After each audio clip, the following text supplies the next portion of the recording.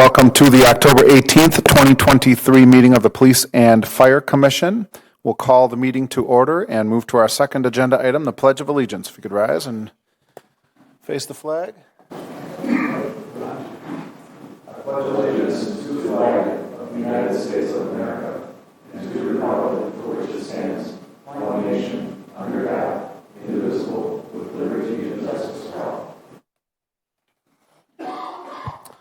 All right, thank you. Agenda item number 3 is approval of the meeting minutes from September 18th, 2023. Any comments on the minutes that were in the packet?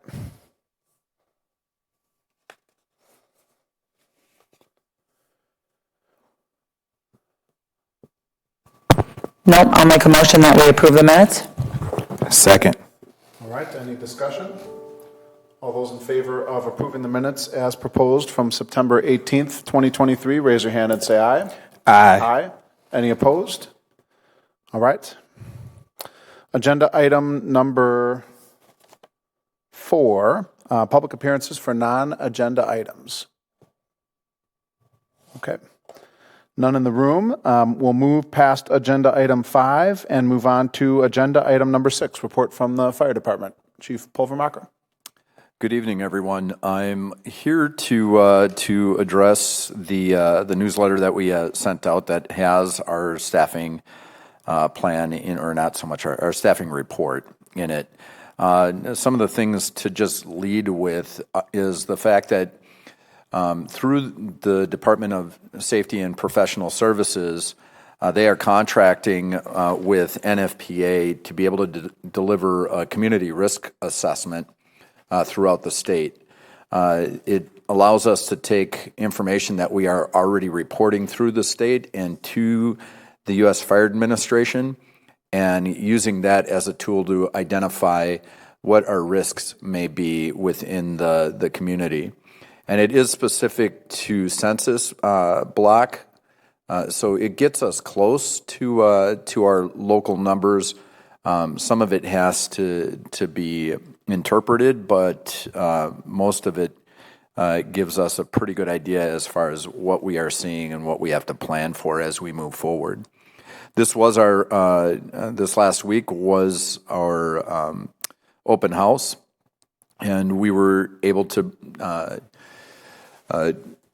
bring in about 100 people. It wasn't heavily attended. There are some things that we have to address with outreach and advertisement that may give us a better outcome as far as the number of people that we would see in the station.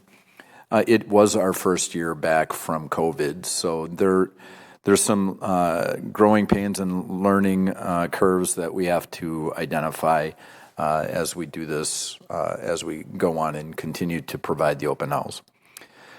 Our numbers for our responses continue to go up as we project out. We're seeing that the numbers that we expected from the town of Madison are being realized. And sometimes it's even busier than we thought it would be. Other than that, we're trending about the same as what we have with our responses, the ratio of our responses and where we are being called. The splatter map also gives us just a better visual as far as what we're seeing and where we're seeing it. From the perspective of prevention and inspection, we're on task for our inspections for the year. Division Chief Malekish has done a really good job of coordinating that and making sure that we're not only addressing those inspections, but also the corrected violations, making sure that things are re-inspected. We just gave people an idea of as far as what we were doing with our open house, and this year, the National Fire Protection Agency looked at cooking fires as being the thing that we concentrate on most, and we do see quite a few cooking fires in the city of Fitchburg, so it was appropriate. Staffing, we were able to bring one person on that's not reflected in this staffing report because this is a staffing report for September. We brought that new person on in October, the first week of October. And then we have a couple of resignations that we have received that I believe is in closed session. We received 3 over the past month, none of which are from career firefighters. All of them are either from support staff or paid on premises, paid on call staff. And as far as overtime, I can once again provide you my hours independent of this report. I'd have no problem with that.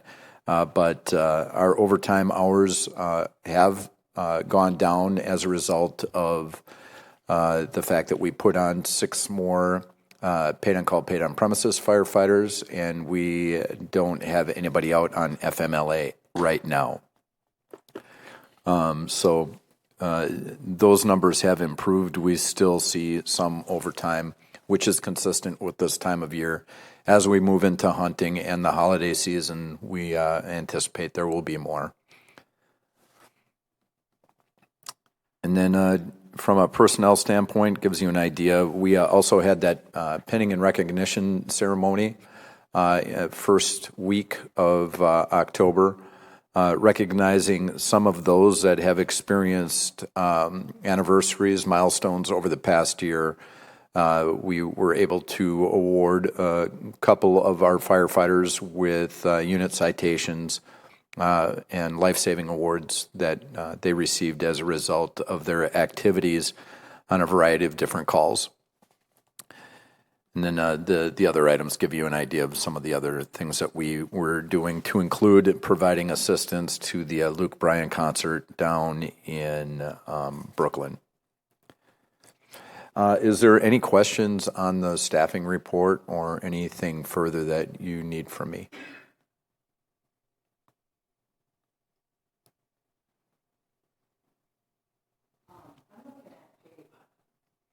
I'm looking at page 11, the overtime by month and year.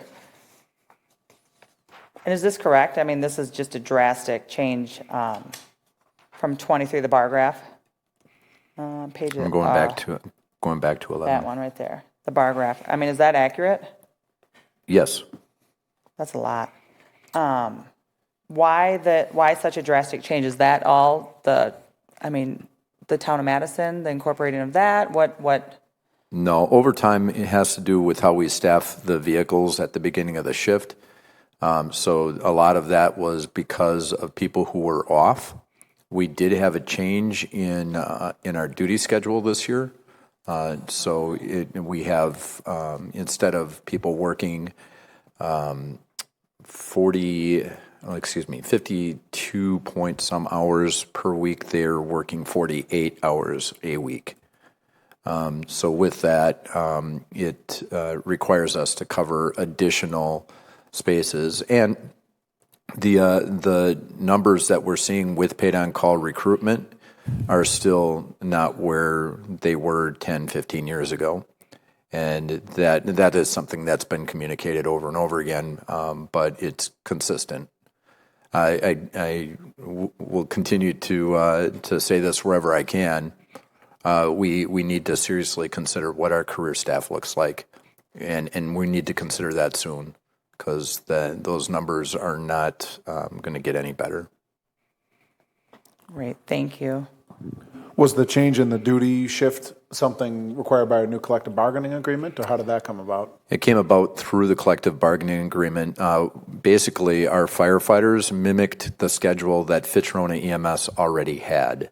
So Fitchburg paramedics were working a 48-hour work week, and our firefighters were working over 52 hours a work week. So they equalized that out, or they just made it the same. All right, any other questions for Chief Pulvermacher?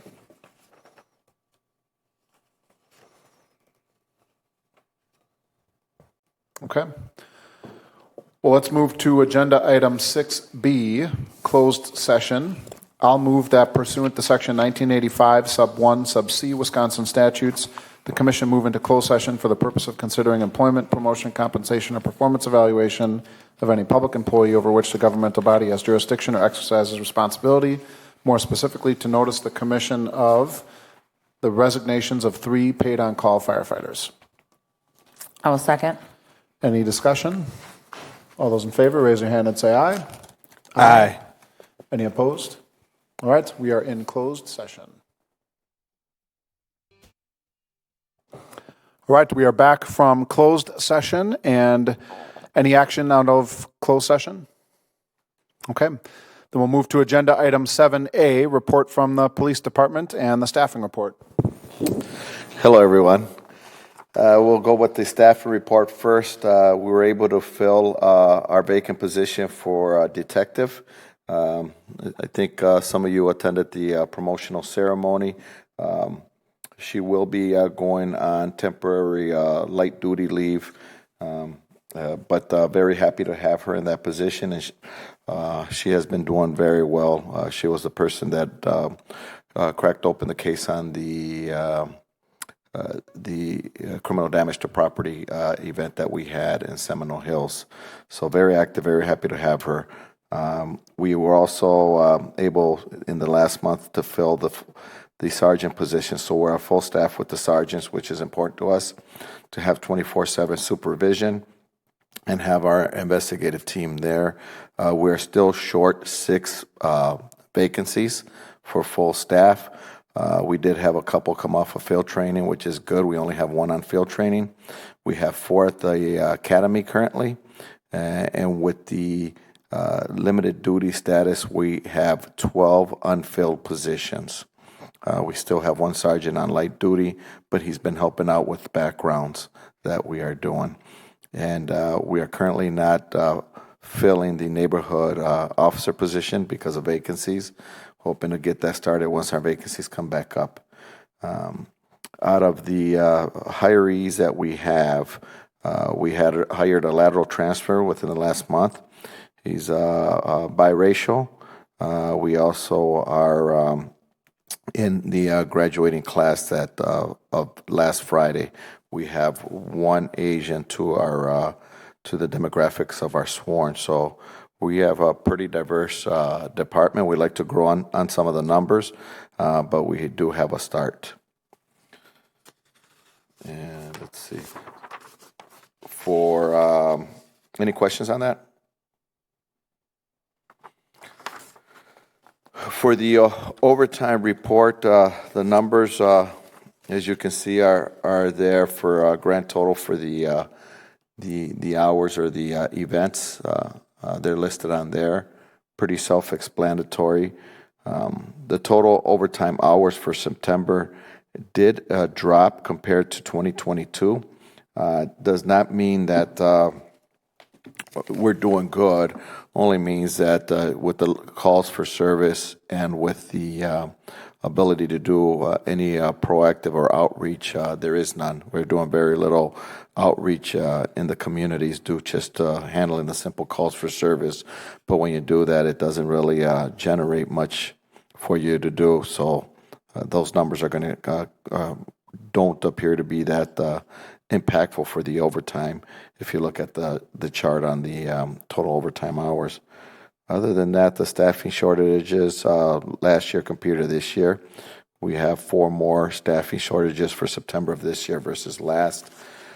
We were unable to provide you with the management hours that you requested, simply because of all the ticket items that the 2 lieutenants are doing. I keep indicating that they're playing the role of a captain, they're playing the role of a lieutenant, and the role of a sergeant. In addition to that, just the leave, and they do spend some time this last period doing some training. It's tough to accommodate that.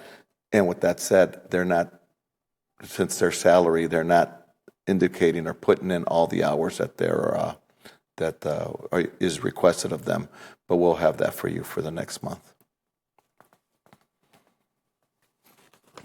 Okay, any questions for Chief on the staffing report?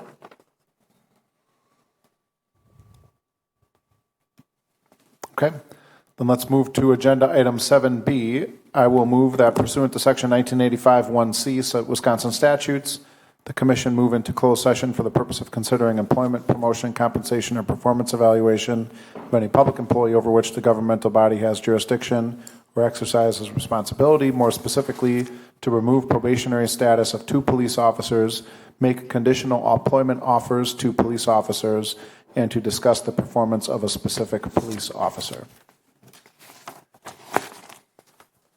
I'll second. Any discussion? All those in favor, raise your hand and say aye. Aye. Any opposed? None. All right, we're in closed session. All right, we are back from closed session and moving to agenda item 7C. Any action out of closed session? I will make a motion that we accept the police chief's recommendation for a conditional offer of employment for a police officer. I'll second. Any discussion? Just a note of thanks again to all the people who are participating in the process of interviews and all of the open recruiting. As much work as that is, thank you, Chief and Sarah and all the others. All right, all those in favor of accepting the Chief's recommendation to make a conditional offer of employment, raise your hand and say aye. Aye. Any opposed? All right. Any other action coming out of closed session?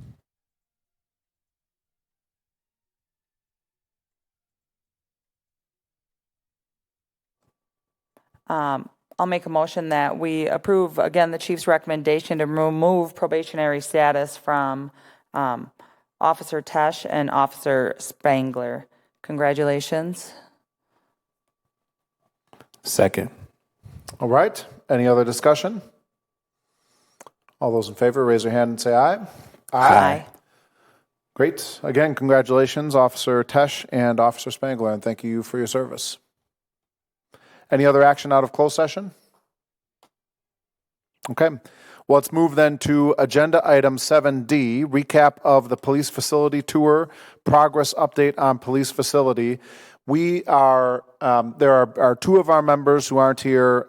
We had a member of the city council that we're hoping to stop by as well. So I think the extent to which we can all promote what Chief tells us here and some of the updates on the police facility, making sure that our colleagues and the city council are hearing the same messaging as well. These are drafts. Nothing is set in stone, and from these drafts, there's already been some other ideas on changing it and other decision. I'm sorry. Can you hear me now? Keep in mind that this is just going to give you a rough idea of what things may look like. The floor plans are changing. It's pretty fluid. The floor plans, from what I'm showing you, have already changed. I don't have the updates. But we're looking with let me back up a little bit. Space study needs assessment that was done in 2014 indicated that with the way the city's growing, the staffing needs for policing, where the growth is going, a 78,000 square foot building. We are currently in this design. We're trying to keep it within budget. So we're down to approximately 74,000 square feet. This is the only one you need to show, Sarah, on this page. And the reason why I don't show the other ideas is if you keep the building squared, it's less money.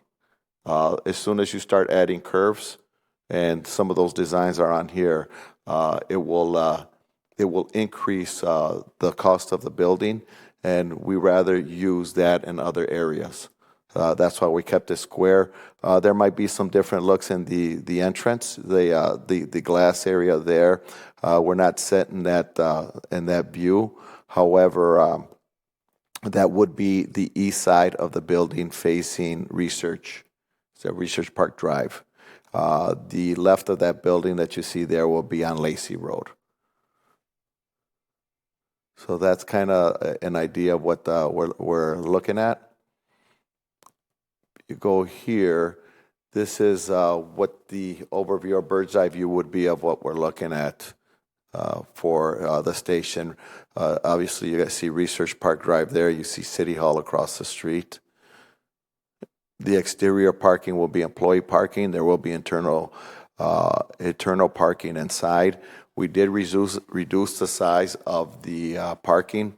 When you hear 78,000 square feet, that includes 17,000 square feet of parking, and we did reduce that with the option of being able to expand into it 15, 20 years from now when you would need it.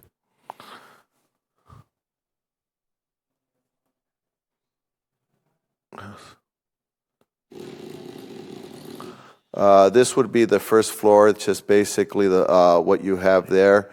On the right is a training bay, a training or scenario bay. You would have the internal parking, and to the left there, which would be the west side of the building, and that front level would be evidence processing. You process a vehicle, you could process evidence, stored properly, and so on.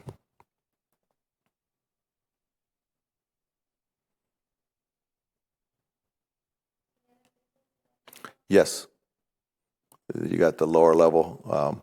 When you go to the first floor, there's a couple different options. We'll just give them one of them. It doesn't really matter which one it is, but just to give you a look, the purple is the prisoner processing side. If you want to call that yellow in the middle and yellow on top, is the patrol supervision area. The greenish blue on the bottom is the area for dispatch and records. The break room would be in the other, what is that, sea blue? The public lobbies in the center there, and you would have in the center blue, those are interview rooms for complaints that would come in. If somebody wants to report a crime, or if we want to talk to somebody regarding a crime and they're not in custody, those will be rooms that you would be talking with them. As you move further north, that is a community room that you can use for multi-purposes.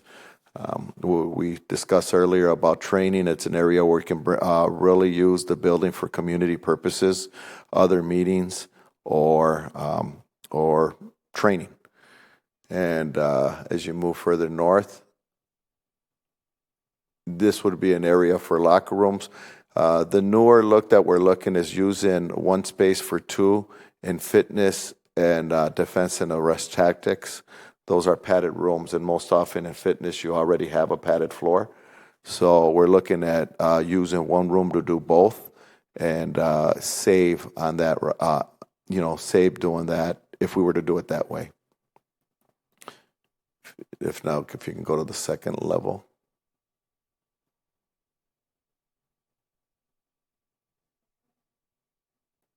Yes, this would be the second level. The executive staff would be on the north end. And in the south end would be if you go further south, the investigative branch.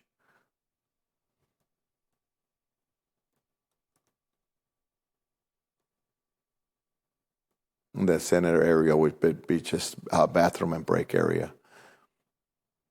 That's pretty much it for the building. I know I'm skipping things as far as the different components. There's many different components that are technical, but those are in the basement. Just basically the evidence and firearms. The storage for our SRT weapons and things of that nature. So there's a lot of training space. I think it's obvious, but training's important to excelling in police tactics, and that's the reason for the training space, I assume. Right. I wouldn't say there's a lot of training space. It's a lot of convertible space to use for training and other purposes. You would need a fitness room, but what else can we use that fitness room for? You need a community room, conference room, but what else would you use that for? Lecture. So there's different rooms that we can use for our needs. And obviously, then you would have a scenario room which would be one where you can actually use a firearm if you needed one, if you needed it in that particular scenario, and be able to act out those training pieces. So in the current plans, is there space for firearm use? In the current plan, yes. Yes. And is that a range, a shooting range? Yes. And how frequently now do our officers in Fitchburg train with firearms? We have to get scheduled with Dane County or the city of Madison. It's 4 times a year. So an officer practices with their handgun formally and kind of training formally 4 times a year, That's correct. 4 days a year.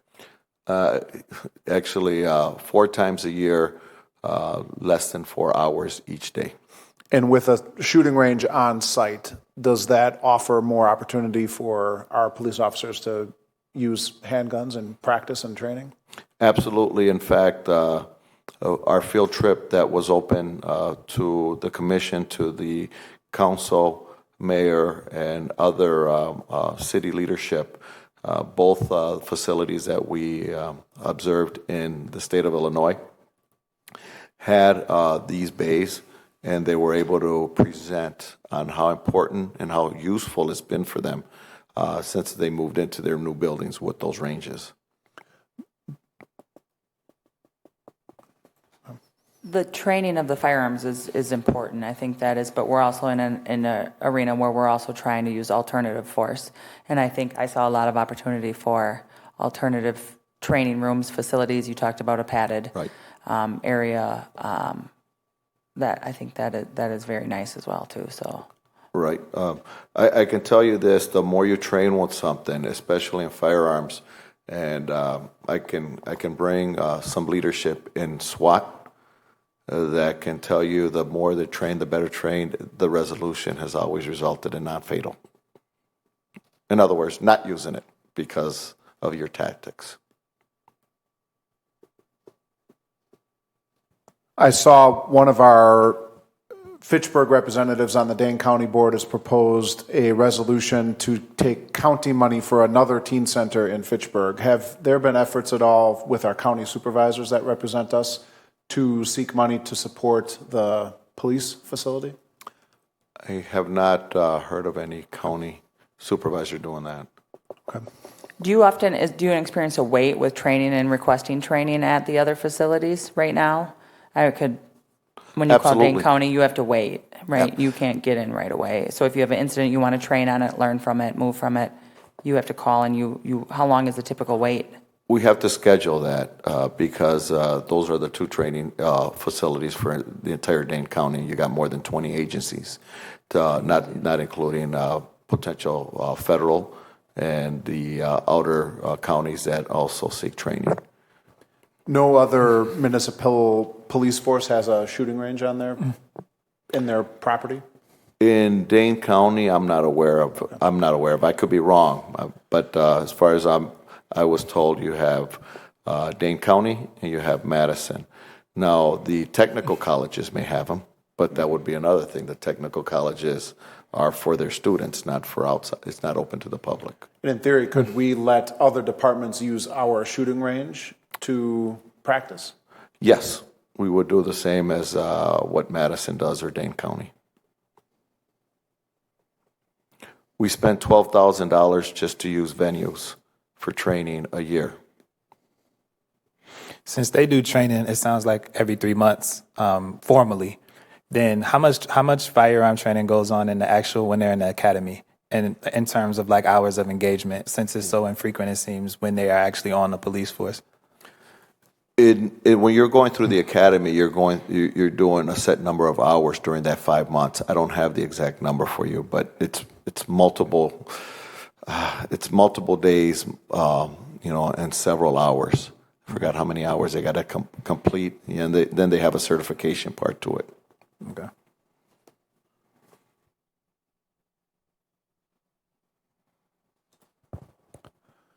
All right, other questions for the chief? No, thank you for keeping us current and updated on that. I think that's a hiring piece that we would look forward to for when applicants are looking at culture and looking at where they're going to be spending hopefully the rest of their career at. So continue to keep us updated. Thank you.